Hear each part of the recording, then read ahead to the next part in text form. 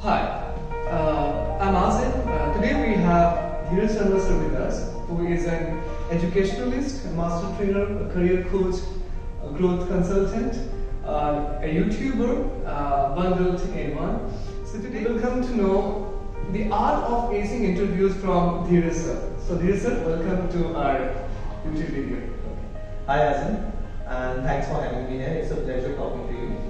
So let me start with the introduction to it.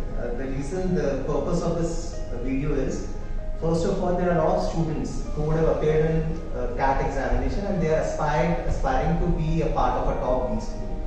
And there will be a lot of students who are aspiring to get into the companies of their own choice. And there are going to be a lot of employees who want to switch their jobs. So the major deterrent that we are facing at this point in time, how to crack those interviews that can be for getting to jobs or for getting into top B schools for doing their higher studies. Thank you so much, sir, for being with us today.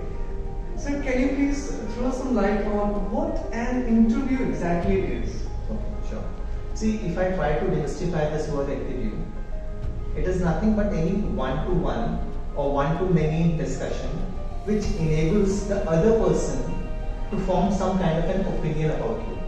The reason why they want to form some kind of an opinion about you is because they want to see whether you are fit for that kind of an organization as an employee, or you are fit for that kind of a college wherein you want to go and pursue your higher studies.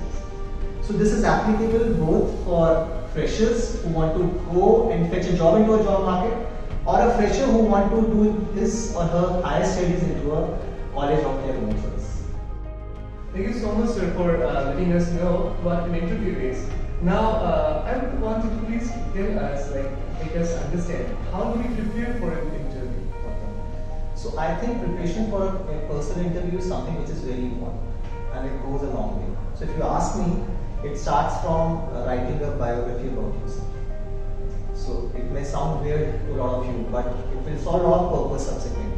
What do I mean by that is, you need to do a lot of self-introspection, sit with yourself for some time and start recollecting about your life incidents which would have happened maybe when you were 10, maybe when you were 12 years old, or 15, or maybe 18.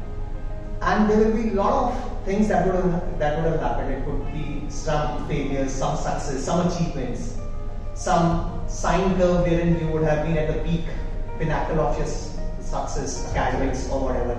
And then there will be some downfalls, how you were able to overcome all those things. So that will give you some kind of a direction about how you evolved over a period of time, and how you matured, and how you were able to take right kind of a decision in terms of taking the right kind of a career path for yourself. And this is going to go handy while preparing for a lot of questions which you are going to encounter at the time of a personal interview. Wow, I think this is going to help most of our students to have prepared for an interview. Thank you, sir. So we have many students who have this concern, what is exactly expected out of them in an interview by the interviewers. Would you mind sharing a little bit about that? Sure. So I would like to think from the perspective of an interviewer now. So let's say, for example, if you were sitting on the other side of it and interviewing a candidate, what do you expect out of an interviewee? So very first thing, you would definitely be looking for people who have good behavior, good personality. They are skillful, knowledgeable, committed, and they have that kind of a fire in their belly. Right? So if you ask me now, what kind of attitude or personality are they looking at? So they are looking for people who are go-getters, who are not sitting, who are not docile, who are not laid back, but who are energetic, enthusiastic, who can take your organization to a different level altogether, who have those leadership skills, who believe in collaborative working, who have good interpersonal skills, who can gel with people from different caste, creed, culture and take your organization to a different level altogether. They want people who are pleasing personality, who are vivacious, who are chirpy, who are energetic. They want people who are tenacious, who don't give up that easily, who have the capability to fall and then rise, is what they are looking at basically. Now the next thing that I would want you to please let us understand, make us understand, is that what are the ideal answers for this statement, like tell us something about yourself. Okay. Then most of the students get confused, like what to say, what not to say, how to frame the answers.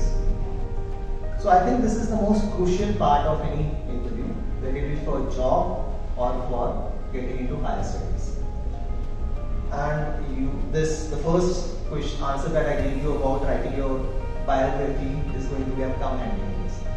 You can talk about some 10 to 15 things in your introduction. You can talk about your academics, you can talk about your achievements, you can talk about your extracurricular activities, your hobbies, your native place, your family background, your achievements, your interests, your strengths, your weaknesses, and blah blah blah. The list is endless. But you need to identify some 2-3 points out of it in which you think that you are very knowledgeable, and you can convert the interview into a conversation. So please try to understand what do I mean by converting an interview into a conversation. How do we do that, sir? So that can only happen in case you have prepared an elevator pitch for yourself.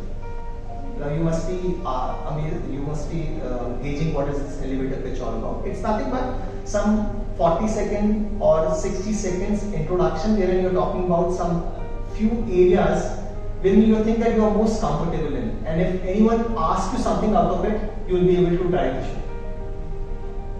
So I talked about some 18 things which you can talk about. You may not be good in academics, you may not be good in extracurricular, but you must be good in certain things wherein you think that probably you have that kind of a competency to drive an interview towards your own strength area.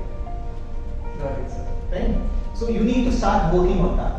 And that elevator pitch is something which is very crucial, because that elevator pitch is going to help them, the interviewer, to ask you subsequent question And it is on my responses. Exactly. Our responses.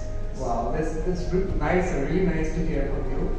So thank you so much for being with us. Stay tuned to know more about how we could do the interviews. Thank you. Thanks for having me here.